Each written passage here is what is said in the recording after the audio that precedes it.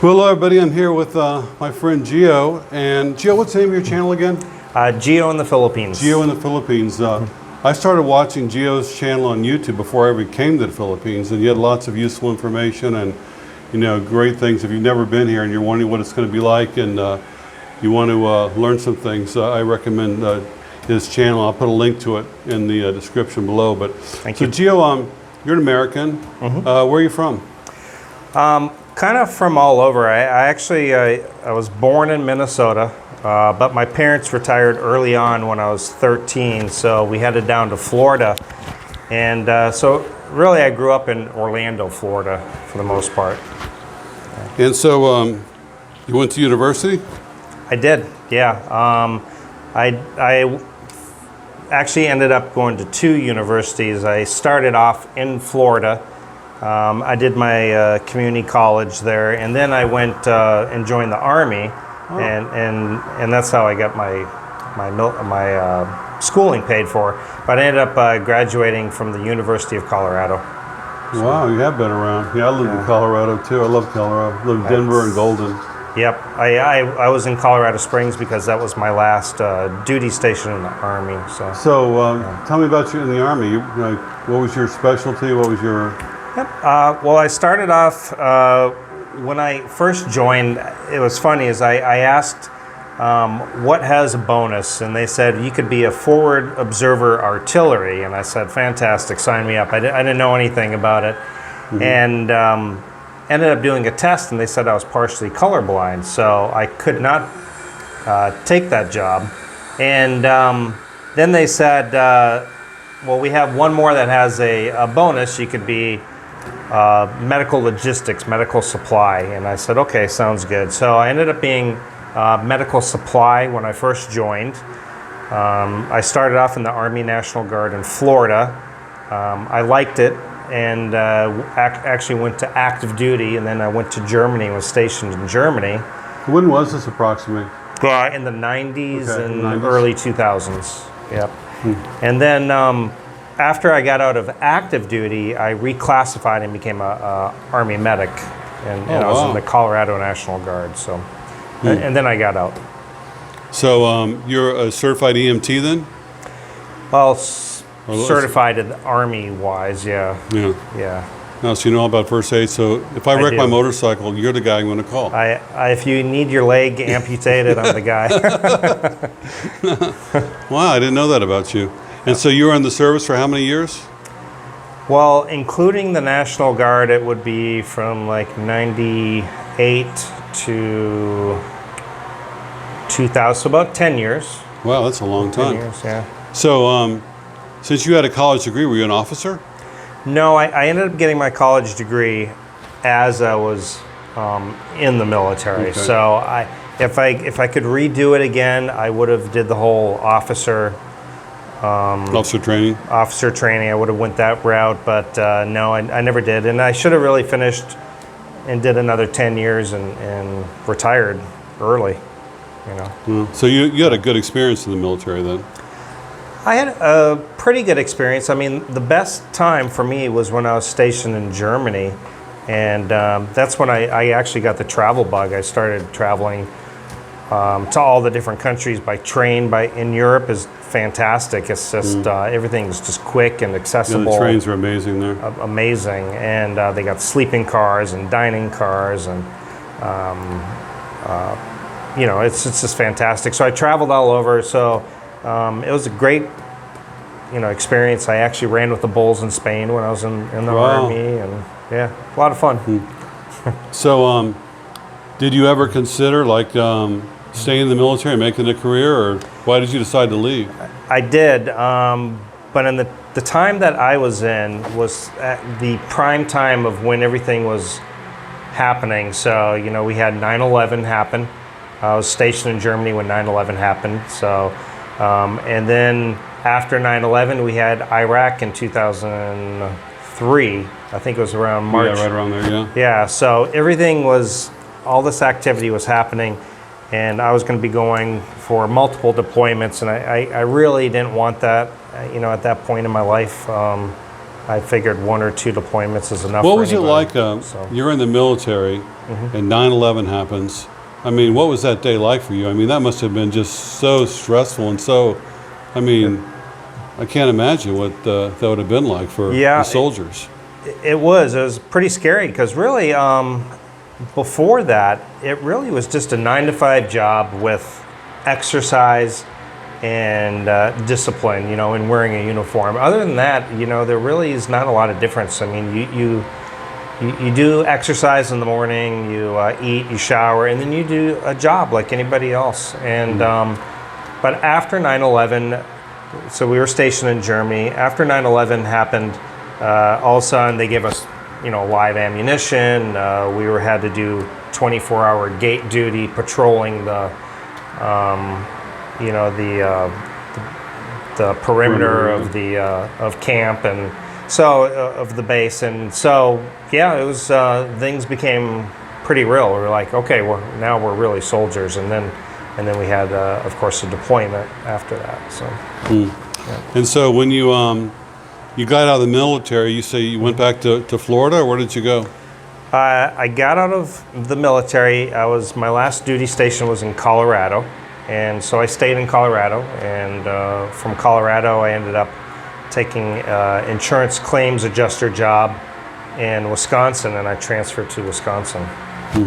So I had a friend of mine that did that. It's a pretty lucrative position, like adjusting for a storm comes through, and you come in there and yeah, a lot of people they have they call it catastrophic claims, and you just come in and you work these catastrophes, however long it may take. You know, it could be a month, it could be just 2 weeks, and so you handle all these claims and process them as fast as you can, and then you're back home in your home state again. But I didn't work that. I worked in an office, and then I would go out and inspect vehicles and things like that, and sometimes the scene of where an accident occurred to maybe take pictures of. So when did you get the idea that, hey, I'm going to leave America and go live abroad? I mean, was it something that had percolated in your mind for a long time, or did just all of a sudden something happen, or what was the reason? It's a good question, because I always had that travel bug. Once I had been to Germany and traveled, I always had wanted to travel, but I ended up getting married, and marriage went south. And that's when I said, okay, this is the time to travel, you know? So that's when I decided, you know, being married, it's really hard to do all this traveling. You know? How long were you married? I was married around 8 years, seven or 8 years. Any children? Yep. Yep. Unfortunately, she got full custody. And of course I got visitation rights. And I was on an annual basis, I would go back home. So you have, how many children do you have? I've got 3 boys. Wow. Yeah. So what ages are they? They are, oldest is 13, 11, and 9. So they're still young. Wow. Yeah. So when's the last time you saw them? It would be last year. Okay. Yeah. Yeah, well, right now with the pandemic, you can't go back, huh? No, I mean, my livelihood and everything is here now. And so if I went back home right now, for example, my mom's in a assisted living. Well, she hasn't seen myself or my sisters since the whole pandemic began back in March or so. So if somebody wants to visit her, they can only see her from like certain distance, and it's behind glass. So wow, that's sad. Yeah, so I'm waiting for that to change. I'm waiting for the Philippines to open back up, and then I'll get back home. And what state are your children in? What state is your mother in? My mom is in Minnesota. My kids are in Wisconsin. At least that's not too far away. Yeah. Not too far away, no. Very cold places, though, in the winter. Very cold, yeah. And so when did you first come to the Philippines, or did you come someplace else first? You go to Thailand first, or did you come here? Or? I actually came to the Philippines first. I went in 2015. And then after that, I went to Thailand in 2016. And actually, I had my eyes set on Colombia. You know, I like the Latin culture. I like the food. Colombia is just really diverse, and you know, the different climates. It's a friendly country. Like Cartagena, it's the only place I've been, and that was very nice. Yeah, and I had my eyes set on Medellin. Do you speak Spanish? I speak Spanish pretty good. Well, that helps a lot. Yeah, that helps a lot. And so I wanted to go to Colombia, and that was my first choice. But a friend of mine who was in the Philippines said, hey, there's a school hiring in Cebu. And so I took a look at it, and it looked pretty good. And I sent out my resume. They asked me for a Skype interview, and I did 3 Skype interviews, and then I was on my way to Cebu. So Now, is the company you're working for, was it a Philippine company or an American company, or? it was actually a Japanese company. Interesting. So they were in English school. They were teaching Japanese, Chinese, Korean, really students from all over. They would do it online and also in person. And they had 2 campuses, one in Cebu in IT Park, and they had one in Mactan.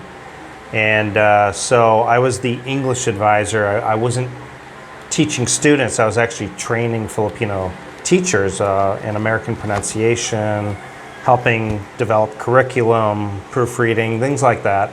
Wow. Yeah, so I did Yeah, that I think for the 2 first years. video I saw of you, you were in the Philippines. I remember you were in a mall, coming down an escalator, and Yep. you said something about, I know you said that when you meet a girl, if you've been chatting with her online, your boyfriend and girlfriend automatically, like there's no waiting. yeah. I remember, it's one thing I remember from one of your videos a long time ago. Yeah, it doesn't. Well, as That was useful information, by the way. well, I think most people can relate if they've been out to the Philippines and met a girl. Relationships move pretty It quickly. moves fast. It moves real fast. I do. So that sounds like a pretty good job. I mean, so by the way, you also get money from the military still, or you get a pension or anything like that, or? I don't get any money from the military. I didn't retire, but I was with my job Progressive for almost 12 years. So I had dumped money into my 401k, and it was a 6% match. So it was great. fantastic. I saved. I saved money while I was teaching, and I teach privately now. So, and I get a little bit from wise YouTube. with your money. And how old are you, if you don't mind me? 49. Well, you're young. You're the youngest guys you'll see here. Yeah, there's. I mean, you'll get some younger guys, but they're usually out of the military. Maybe they retired, or they're 100% disabled, or they run a business overseas, something like that. Yeah. So, you've been here in the Philippines. Now, have you gone back and forth to other places, or you stayed pretty much in the Philippines since you've been here? I went to Vietnam, tried it out. I was actually teaching there. I had quit my job in Cebu. Oh, yeah, I saw that video. You lost your phone, right, in the taxi? Yes, that's right. Yeah, I remember. And I got it back. So. Yeah, that's amazing. Yeah, and I lost my phone in the Philippines. I never got it back. Not to say that they're going to steal your phone. There's a lot of good stories where people return your stuff here. But I was in Vietnam for 4 months. The English barrier is quite tough. Dating's a bit different. Dating's okay, but it's just different. And if you are looking for somebody who speaks English, all of a sudden your dating choices are cut to 1/3. Well, also, I heard that the Vietnamese women are not that interested in foreigners, or especially older foreigners. Like they don't have the same, interest that you find here in the Philippines, in Thailand. Yeah, that's true. They don't really. I mean, most Vietnamese girls are working, so they're not really looking for a guy who's supporting them. They can support themselves. Most of them are pretty well educated, well traveled. They've traveled around, and they don't really do age gap. You could do 10, 12 years maybe. It's typical, but of course you'll have, guys who do have a 20-year age gap, but that's few far and in between. Most of them are not. And so, how long were you in Vietnam? 4 months. 4 months. Yep. And then so you left that job and came back here. And you started just working freelance, or? I started working freelance. I had started gathering up students in Vietnam to teach privately. Had a couple students from Italy. Even had a couple students from the Philippines. So I ended up picking up quite a few private students. Give me an idea what your lessons are like when you're teaching. I mean, what exactly are you teaching? Like, I do Cambly, which we talked about earlier, but I just have a conversation where they just want to practice their English, but you're actually teaching English, right? Right. I'm teaching more advanced. I'm teaching specialized, what's called IELTS. Yeah, I know IELTS. Yeah, Yeah, the so test, yeah. they're preparing to take a test to either be able to work in a English speaking country or to go to school in a foreign country. For example, in the UK, even if a British guy marries a Filipina, she still has to take this IELTS test and pass the speaking and listening portion at a certain level to become a citizen there. I didn't know that. My daughters live in England. I never heard that. Yeah. I found I help people with the IELTS test also, and I found where they had the most trouble is the writing part. Like when I say true. their conversation will be great, their vocabulary is good, Yep. and so, well, send me a sample of your writing, and so they'll send me, and I go, oh my God, do you need some help? Yeah, so the IELTS is big, and that's pretty much what I specialize in. I really don't deal with low-level students anymore. I pretty much Makes it easier, at least you have a advance. conversation. Yeah, for sure.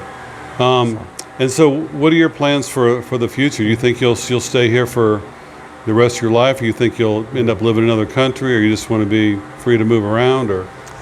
I most definitely won't stay here the rest of my life. I really kind of fell in love with Kuala Lumpur, Malaysia. It's an English-speaking country. The cost of living I find to be pretty close to here, but your standard of living at the same cost is much higher. Cleaner, big parks, good internet. It's a beautiful city too, Kuala Lumpur. It's a beautiful city. I really like it. The food is great.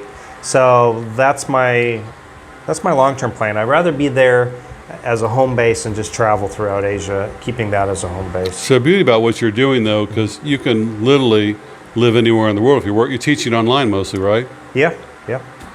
So Now, what kind of schedule do you have? Do you have, like, how long is a session with a student? Like a half hour, an hour, or 1 hour. I always do 1 hour lessons. 1 hour? Yeah. And do they know what you're going to be working on when they log on? Like, you have this time we did that, next time we're going to be doing this, and They do, yeah. I send them ahead of time. They already know what we're going to be working on, so they have a chance to look through the material. And then we work on that topic. And so we do kind of have a calendar of things we want to work on. Yeah. And do you charge the same for every country, or is it different depending on where they live, if they have different amounts of income? I charge the same for every country. However, if they have, like, maybe they have a friend and they want to bring in a friend, I'll give a discount if they bring in a friend or something like that.